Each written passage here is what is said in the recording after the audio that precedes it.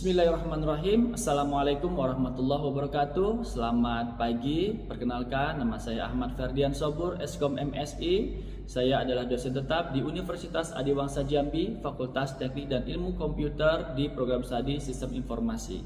Pada program informasi, saya mengajarkan mata kuliah diantaranya ada mata kuliah perancangan basis data, ada mata kuliah interaksi manusia dan komputer, mata kuliah pemrograman berorientasi objek, dan lab pemrograman berorientasi objek. Pada kesempatan ini, saya akan menjelaskan mata kuliah yang saya pilih adalah perancangan basis data. Mata kuliah perancangan basis data memiliki 2 SKS dan diampu pada semester 4. Deskripsi mata kuliah perancangan basis data. Pada mata kuliah perancangan basis data membahas konsep, prinsip, dan teknik dalam merancang struktur basis data yang efisien dan terorganisir. Materi pada mata kuliah perancangan basis data mencakup analisis kebutuhan data, perancangan model, konseptual, model logis, logikal, normalisasi, serta fisikal atau implementasi basis data pada DBMS. Pada mata kuliah ini, mahasiswa juga dilatih untuk dapat memahami siklus hidup pengembangan basis data yang biasa disebut dengan GPLC dan menerapkannya dalam sebuah studi kasus yang nyata. Pustaka utama yang saya gunakan adalah Connolly TM and Big CE 2013 Database System a Practical Approach to Design, Implementation, and Management. Untuk pustaka pendukungnya, saya menggunakan Jeffrey Ullman, Jennifer Widom, and Hector Gracia Molina 2013, yaitu Database System Version New International Edition The Complete Book. Berikut capaian pembelajaran mata kuliah perancangan basis data. Yang pertama, mampu membangun model data konseptual yang sesuai dengan aturan bisnis organisasi. Yang kedua, mampu membangun model data logikal yang sesuai dengan aturan basis data relasional. Yang ketiga, membangun model data fisikal yang sesuai dengan pengembangan sistem. Yang keempat, mampu menerapkan fungsional DBMS pada basis data yang akan dibangun oleh mahasiswa. Yang kelima, mampu mengembangkan model data yang dapat digunakan pada sebuah sistem informasi. Berikut adalah kemampuan akhir tiap tahapan belajar CUP CPMK. Yang pertama, mahasiswa memahami dasar perancangan basis data. Yang kedua, mahasiswa memahami fungsi database management system dan kunci data. Yang ketiga, mahasiswa memahami bagaimana membuat sebuah ERD. Yang keempat, mahasiswa memahami urutan pengembangan sistem dengan cepat dan tepat. Yang kelima, mahasiswa dapat membangun model data konseptual sesuai dengan aturan bisnis. Yang keenam, mahasiswa dapat membangun model data logikal hasil turunan dari model data konseptual. Yang ketujuh, mahasiswa dapat membangun sebuah model data fisikal sesuai dengan pertimbangan sistem atau DBMS yang akan digunakan. Yang kedelapan, mahasiswa dapat memberikan contoh penerapan teknologi basis data lanjutan dan dalam proses bisnis. Yang sembilan, mahasiswa mampu mengembangkan basis data untuk aplikasi sebuah sistem informasi. Materi pembelajaran. Yang pertama, konsep dasar perancangan basis data.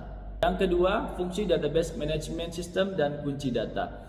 Yang ketiga, model data dan entity relationship diagram atau ERD.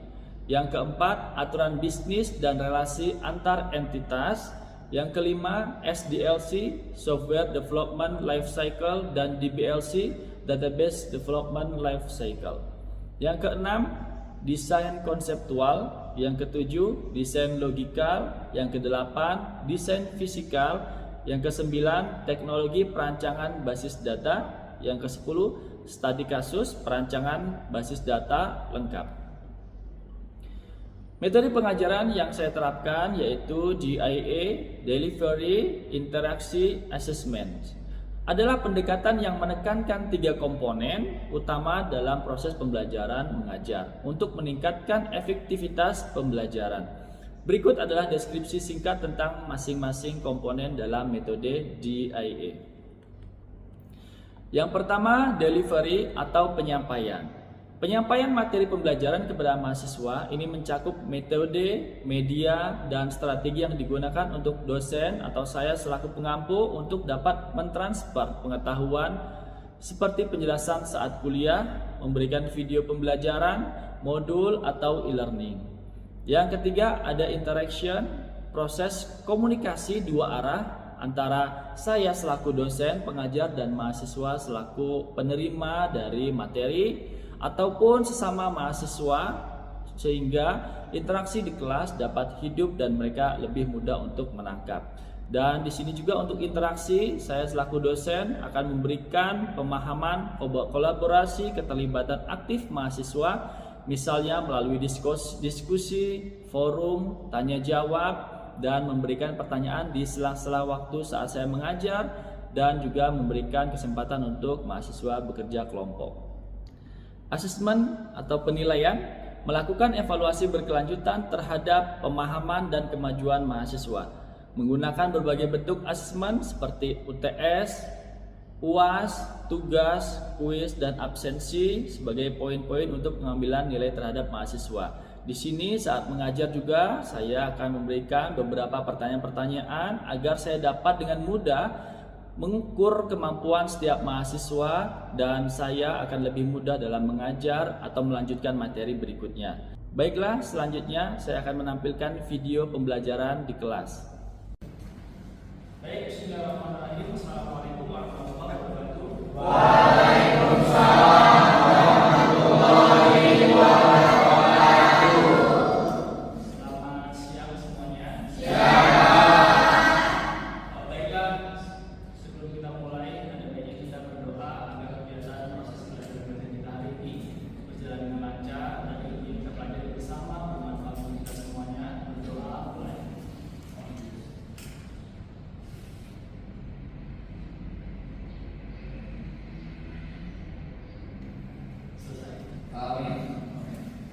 Baik, hari ini kita masuk ke pertemuan kedua. Saya akan absen terlebih dahulu. Nur Faiza, Isan, Soinam, Nabil, Zina, Dwi, Ahmad Muzakir, Rabil, Darnawati, Rifki, Pranedia, Yolanda, Masito, Salsabila, Tamara, Lisna, Robi, Basit, Irfan. Oke, baik. Hari ini kita akan membahas tentang terminologi basis data. Ya, pada pertemuan sebelumnya kita sudah membahas tentang singkat bagaimana cara merancang basis data. Sebelum masuk ke materi berikutnya, saya ingin bertanya sama kalian, ada yang masih ingat tahapan apa saja yang harus Anda ingat, yang harus Anda perhatikan dalam merancang sebuah basis data? Silakan. Ya. Yang pertama adalah mengidentifikasi tujuan dan kebutuhan sistem. Oke, mengidentifikasi tujuan dan kebutuhan sistemnya. Yang kedua, apa lagi? Ada mengumpulkan dan analisis kebutuhan data. Baik, mengumpulkan dan menganalisis data. Ada lagi, silakan. Yang berikutnya, oke. Identifikasi entitas data tersebut. Oke, identifikasi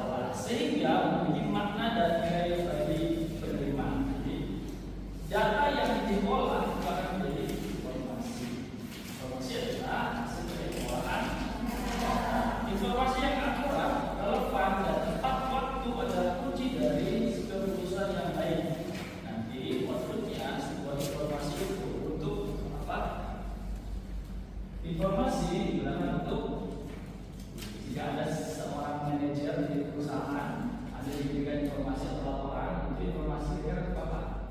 Ambil keputusan. Karena apa? Karena kualitas keputusan yang baik itu bergantung pada informasi yang lengkap atau yang baik. Keputusan yang baik adalah kunci bagi organisasi untuk tetap berjalan pada hubungan global. Ya, maka ada peran kita sebagai orang komputer dan di sini untuk bisa membangun sebuah sistem informasi yang baik. Tadinya data dalam basis data, faktanya basis data adalah kumpulan dari banyak tabel. Dalam sebuah basis data, basis data adalah kumpulan dari banyak tabel, di mana tabel itu memiliki data yang saling terkait dengan data lainnya. Keterkaitan data dilihat dari lingkup organisasi yang menggunakan basis data. Ya, jadi basis data adalah sekumpulan tabel atau sekumpulan data yang mana satu sama lain itu harus saling terhubung atau saling terintegrasi atau saling keterkaitan ada ya. Kenapa? Karena jika tidak ada hubungan antar tabel maka dia tidak akan terintegrasi dalam sebuah ilmu database, dia tidak akan bisa nanti membuat operasinya ya. Oke, contohnya pada sebuah perguruan tinggi, pada rumah sakit, pada perpustakaan dan lain sebagainya. Kalau pada perguruan tinggi itu ada namanya sistem akademik. Nah, seperti yang kita laksanakan hari ini, di dalam tersebut ada data mahasiswa, ya, lalu ada jurusan, program studi, dosen, mata kuliah, kelas, kontrak atau KRS, kontrak ya.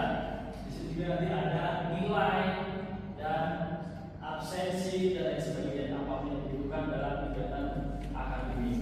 Jadi saling terintegrasi artinya kalau satu sama lain itu saling terhubung. Jika salah satu saja data yang tadi tidak ada maka akan terganggu. Contoh hari ini kita perkuliahannya. Di sini ada absensi, ada mahasiswa, ada dosen, tapi tidak ada mata kuliah. Tentu akan kosong. Bagaimana cara kita masukin absen? Di situ dibutuhkan data mata kuliah. Ada mahasiswa, ada kelas, ada mata kuliah. Dosennya nggak ada, sama aja. Perkuliahan tidak bisa dilaksanakan. Berikutnya ada contohnya di sini data untuk rumah sakit. Kalau rumah sakit berarti apa? Rekam medik ya. Rekam medik adalah bagaimana sebuah kegiatan pasien berobat pada sebuah rumah sakit itu bisa direkam dengan baik. Dimulai dari dia datang konsultasi atau kalau menggunakan sistem medis juga bisa melakukan pendaftaran, lalu dia melakukan kunjungan di situ, lalu dia melakukan pengobatan, diberikan diagnosa oleh dokter, diberikan minum obat apa saja, dan itu harus direkam, itu harus ditulis dalam sebuah kertas atau dalam sebuah database di komputer. Dengan begitu maka data-data tadi jika dibutuhkan suatu saat oleh dokternya maka akan dengan mudah dokter bisa mengambil keputusan atau mengambil tindakan apa yang baik untuk si pasien tersebut. Ya. Beda kalau misalnya masih manual, biasanya itu masih membutuhkan waktu yang cukup lama dalam mengambil sebuah data KPI yang dibutuhkan oleh pasien. Lamanya bagaimana? Contoh gini, pasien pada sebuah rumah sakit satu hari itu hanya sekitar 100. Ya. Lalu ada satu pasien yang ingin berobat. Si satu pasien itu berobat ke sini dia sudah pengobatan sudah melakukan pendaftaran. Lalu berikutnya dia melakukan pengobatan kembali. Di situ dia akan diberikan pengobatan, diagnosa dan lain sebagainya. Namun di pengobatan ketiganya dia datang kembali dengan keadaan yang lumayan agak cukup parah. Si dokter nanti butuh data KPI pasien tersebutnya. Dengan adanya komputer maka nanti artinya akan kita buka pada sistem, tinggal klik data pasien tersebut akan langsung muncul. Beda halnya kalau masih manual, dari 100 orang per hari saja itu si admin akan mencari rekaman agak lumayan sulit ya, apalagi kalau sudah berbulan-bulan masih berdiri. Jika masih manual semuanya akan waktu yang cukup lama. Bisa manual bisa, ya masih ada masa kita berdiri manual, tapi tentu pelayanannya akan agak terhambat atau sedikit terbilang lambat dibandingkan yang sudah komputer. Begitulah kalau menggunakan database yang berbasis komputer. Selanjutnya sini ada manajemen data terorganisasi. Yang pertama, manajemen basis data yang efisien biasanya menggunakan penggunaan basis data komputer seperti yang saya jelaskan tadi. Yang kedua ada namanya DBMS. Apa singkatan DBMS? Database Management System. Bagus. Dan database management system itu adalah aplikasinya ya, aplikasi untuk membuat atau memanggil query database tersebut. Jadi dia digunakan untuk atau perangkat digunakan untuk mengelola atau maintain manajemen memanggil query dalam database. Contohnya apa saja? Yang tentu pernah menggunakan juga selama ini ada MySQL, Access, Oracle, dan sebagainya. Nah, beginilah ilustrasi bagaimana DBMS digunakan pada sebuah perusahaan atau instansi. Ya, kita akan pada DBMS, sebagai ada central database atau server, dan di sana ada beberapa user yang terhubung pada sebuah server atau DBMS di sini. Ya. Nanti bagaimana mereka bisa terhubung? Karena itu setiap user itu terhubung pada sebuah server satu, dan di data dalam sebuah database satu, maka apapun DBMS sebenarnya itu akan tetap terhubung semuanya selagi dia menggunakan bahasa pemrograman yang dihubungkan kepada suatu database tertentu. Ya. Contohnya di sini apa? Kalau di sini kan kita kampus, ya, di sini kita kampus. Di kampus itu ada dosen. Dosen itu membuat akses. Dia akan mengakses server, ya, itu database akademik. Mahasiswa melakukan akses sama, dia mengakses ke server yang sama. Hanya beda UI-nya saja. User interface saya sebagai dosen itu biasanya membuat BAP perkuliahan. Sementara UI-nya kalian, user interface mahasiswa, begitu juga sistem biasanya diminta untuk melakukan aksesi perkuliahan, melakukan program perkuliahan, begitu ya, melihat hasil perkuliahan. Itu sebenarnya terhubung dalam sebuah database yang satu, yang sama. Ya. Hanya saja beda UI setiap user. Berikut adalah fungsi dari DBMS. Yang pertama, DBMS digunakan untuk menyimpan dan mengolah data. Yang kedua, tentunya manajemen keamanan. Kenapa DBMS lebih aman jika menggunakan database yang berbasis komputer itu lebih aman? Ya tentu saja ya, karena di dalam database komputer setidaknya database bisa disimpan dalam hard disk Anda atau di cloud nantinya atau di backup untuk beberapa data. Tapi kalau masih manual, itu kemungkinan besar kerusakan datanya ada, kehilangan data dan lain sebagainya masih bisa terjadi. Yang ketiga, integritas data. Yang tadi ya, datanya saling terintegrasi satu sama lain. Yang keempat, kontrol akses banyak pengguna. Biasa saya berusaha bagaimana caranya sebuah database itu bisa diakses oleh banyak pengguna, tapi semuanya terhubung ke aplikasi dan satu server. Ya.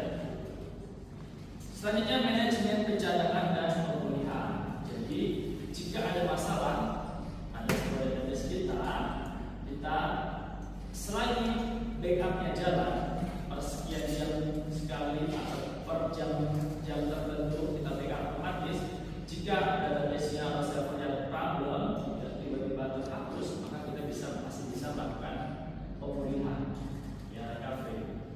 Ambil database yang telah kita backup lalu dimasukkan kembali, minimal tidak hilang semuanya datanya. Ya. Yang terakhir, bahasa mengakses basis data dan antarmuka program aplikasi. Selanjutnya, keuntungan DBMS.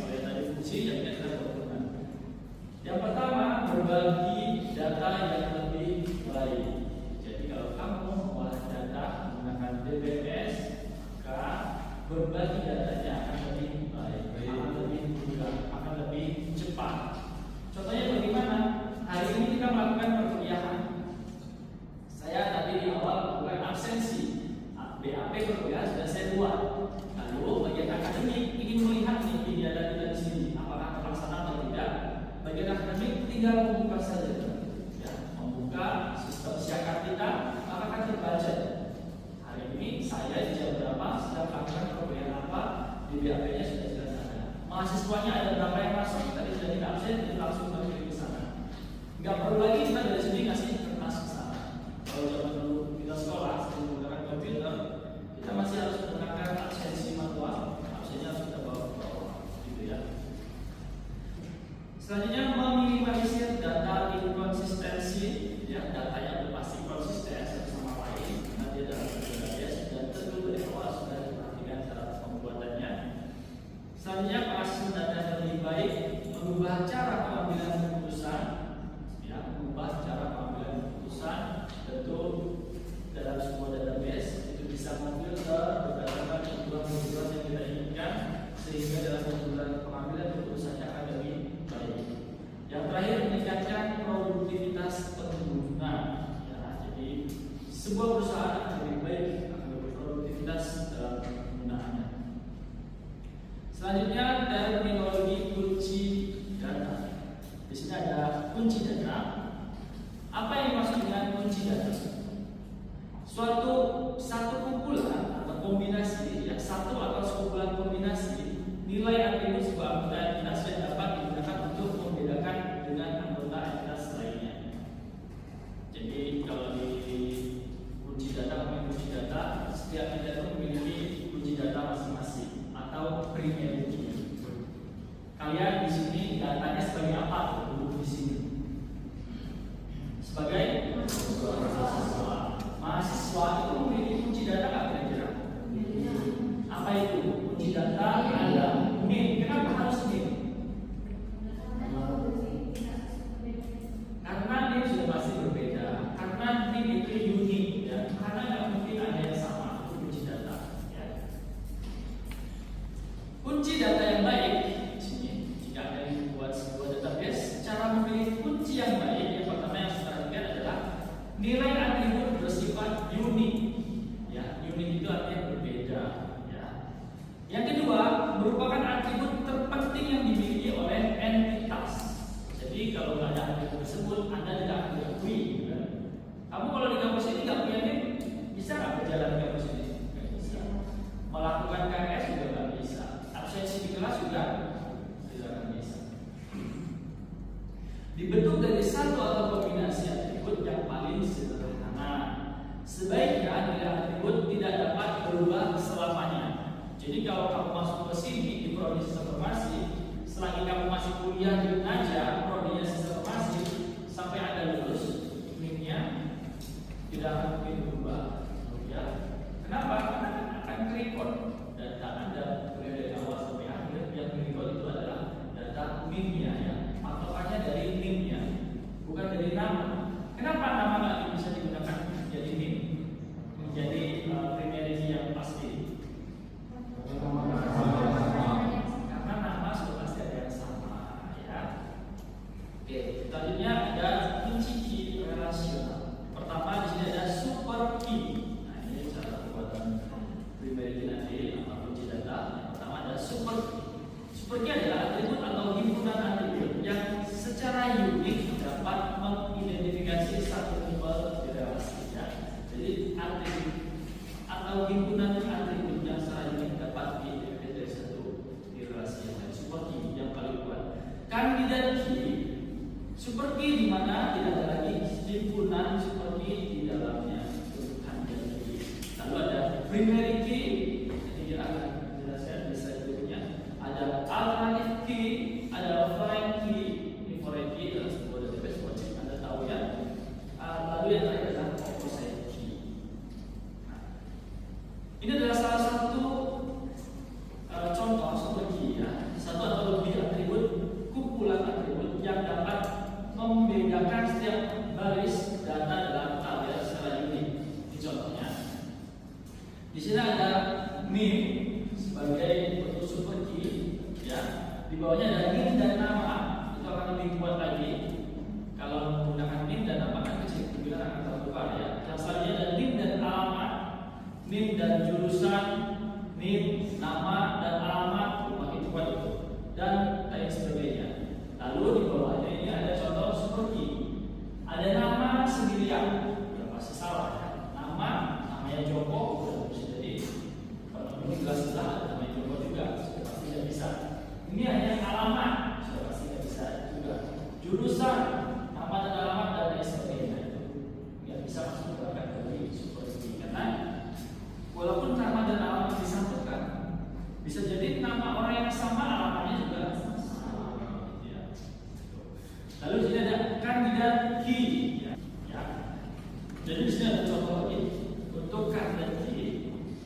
Kandidat itu yang berpeluang, menjadi primary key nanti. Oke, berikutnya kita lanjut ke primary key. Ya. Jadi primary key adalah atribut dari kandidat key yang terpilih. Jadi ada dua, ya. Maka tadi kita sepakat bahwasannya di kunci kandidat ada dua, nomor induk dan nomor KTP. Nah, di sini mana dari dua ini yang ingin kita jadikan primary key, kunci utamanya. Ya. Kalau di kandidat itu ada name, ada nomor telepon, KTP, kandidat. Ya. Mana itu dari semua itu? Kita pilih yang ini. Kalau di sini itu ada namanya nomor hidup. Kita pilih ya. Maka contohnya adalah nomor induk. Itu nomor induk wajib yang tidak sama. Selanjutnya di sini ada alternatif key. Alternatif key adalah kunci data yang dari kandidat key tadi ini, tapi yang tidak terpilih. Ya, maka dia akan menjadi alternatif key. Bukan yang lain. Dan berikut yang terakhir ada foreign key. Foreign key itu sudah dalam sebuah database transaksi ada. Kenapa? Karena data ini adalah sebuah primary key terhubung ke tabel entitas lain, maka keberadaan primary key pada entitas tersebut disebut sebagai foreign key. Contohnya ada database penjualan, di situ ada data barang. Data barang contohnya apa aja nih? Atributnya kode barang. Oke, jenis barang, stok, dan lain sebagainya. Ya, tergantung kebutuhan dari perusahaannya itu dari barang. Lalu ada transaksi yang disebutkan, ada transaksi penjualan atau transaksi pembelian. Pada transaksi penjualan biasanya ada atribut apa aja? Kode transaksi, kode barang, dan lain sebagainya. Maka kode barang itulah yang menjadi foreign key-nya, gitu ya, agar data transaksi dan data barang bisa terhubung. Makanya dalam sebuah tabel yang transaksi tadi, kalau ada kode barang, kamu nggak perlu masukkan lagi nama barang dan lain sebagainya yang ada pada data barang, karena sudah bisa diambil atau dijelaskan dari primary key-nya. Gitu. Oke, begitu saja pertemuan hari ini. Silakan jika ada pertanyaan, boleh ditanyakan. Ya. Kenapa primary key wajib ada di database? Oke, kenapa primary key wajib ada dalam sebuah database? Kira-kira ada yang tahu? Silakan. Kenapa primary key wajib ada dalam sebuah database? Karena primary key digunakan atau sebagai kunci utama untuk menghubungkan setiap tabel atau setiap entitas. Jika tidak ada primary key, maka tidak akan ada yang namanya relasi antar tabel. Tidak akan terbentuk tuh relasi antar tabel. Jadi dia tidak akan terintegrasi. Jadi primary key wajib ada dalam database. Ya. Yang lain ada lagi? Oke, sudah paham? Jika bisa dipahami pertemuan hari ini, saya cukupkan dan kita akan lakukan pertemuan berikutnya di minggu depan. Untuk pertemuan hari ini saya cukupkan.